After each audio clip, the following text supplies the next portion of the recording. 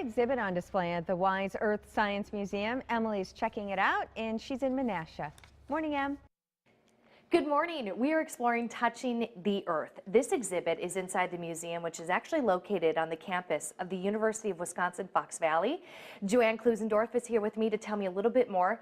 What a great exhibit. Tell me all about this. Well, you know, as a geologist, I always had the feeling that geologic specimens would be perfect for visually impaired people to experience. And I managed to hook up with the Wisconsin Council for Blind and Visually Impaired, and we managed to get some grant money from both the Wisconsin Humanities Council and U.S. Venture, and we were able to put this exhibit together. And you know, geology specimens are things like rocks, so most of the things are not going to be damaged by touching.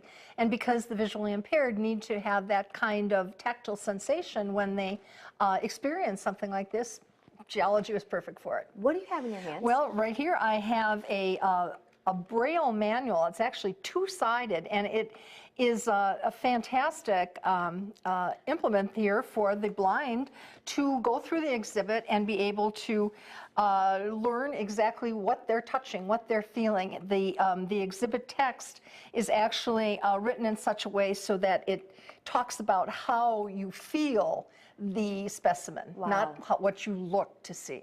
So let's go right over here. Some of the specimens we have. Tell me about these. Well, this is a mammoth tooth. It's a replica mammoth tooth, but it is a living size. And you can see here that's gigantic. That's a single tooth of a woolly mammoth.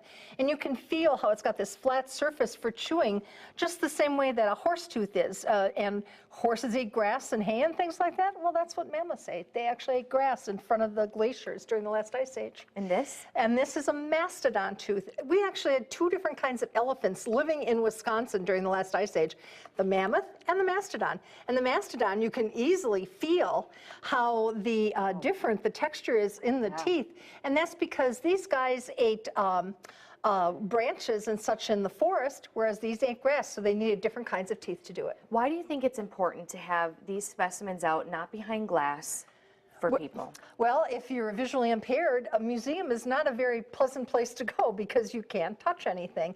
And the other thing is, we find that even sighted people like to be able to touch things in museums. And so you normally don't have that opportunity, and the Wise Earth Science Museum is providing that for everybody. And in fact, we even have blindfolds for sighted visitors to try to see what it's like to go through and experience it only with tactile sensation as opposed to with sight. How great is this? Go to our website to learn more, fox11online.com. We'll send it back to you.